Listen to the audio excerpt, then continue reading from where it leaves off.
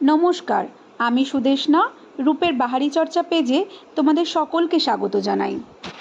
Toner কি, কেনই বা ব্যবহার করব টোনার, আর হোমমেড টোনার কিভাবে তৈরি করব সবটাই জানাতে চলে এসেছি আজ।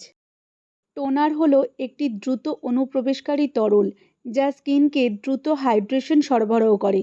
শীত, গ্রীষ্ম কিংবা বর্ষা সবকালেতেই আমাদের স্কিনের উপর দিয়ে বেশ ধকল যায়। সারা দিনের ধকল, পরিশ্রম ও ধুলোবালিতে লাবণ্য হারিয়ে নিস্তেজ হয়ে যায় স্কিন। তাতেই হয় জীবাণুর সংক্রমণ বা নানান স্কিন ডিজিজ। তাই সুস্থ স্কিনের জন্য চাই নিয়মিত পরিচর্যা।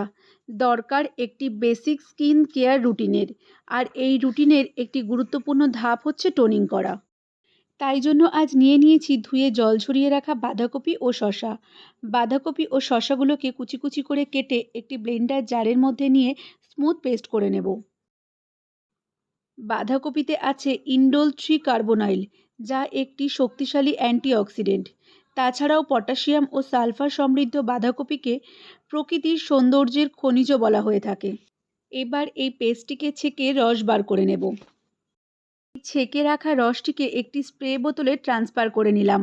চলো এবার জানাই টোনারের উপকারিতা। টোনার ত্বকের পিএইচ ভারসাম্য রক্ষা করে। ফেস ক্লিন করার পর স্কিনের পোরসগুলো ওপেন হয়ে যায়। টোনার তা বন্ধ করতে সাহায্য করে। স্কিনের তৈলাক্ত ভাব নিয়ন্ত্রণ করে। স্কিনের জলের পরিমাণ বজায় রাখে এই টোনার। অবভিয়াসলি ক্লিন ফেসে এই টোনারটা অ্যাপ্লাই করবে কিন্তু। তবে এই টোনারটাকে 7 দিন পর্যন্ত ফ্রিজে রেখে ব্যবহার করা যেতে পারে।